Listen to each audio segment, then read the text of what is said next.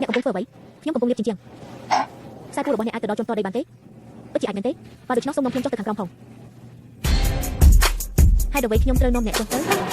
ខ្ញុំមិនស្រួលដល់ទេអ្នកជីចោលមែនទេចោលចាំបន្តិចខ្ញុំកំពុងរឿងរបស់របរខ្ញុំមិនមែនទេ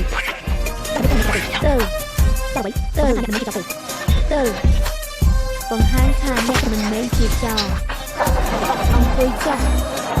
អញ្ជើញគាត់តែខ្ញុំនៅខាងមុខខ្ញុំជាអ្នកខ្សែកផ្ទះខ្ញុំបន្តទៅមុខសូមទៅជប់អ្នកក៏បានលើបញ្ជាដែររបស់ពួកគេនៅទីនេះហើយអ្វីបានជាគាត់ជាអ្នកខ្សែកអ្នកចាំមើលទៅខ្ញុំនឹងលោតចុះខ្ញុំនឹងរំពោះដំបងហើយទៅចំពោះខ្សែក្នុងគ្នាមួយខ្ញុំនៅទីនោះតើខ្ញុំអាចបញ្ជាក់បានទេទង្វើដូច្នេះអ្នកពិតជាជួយរបស់របរហើយនៅតែមានសមាជិកគ្រួសារទាំងអស់អ្នកនេះជាគ្រួសារចៅហៅ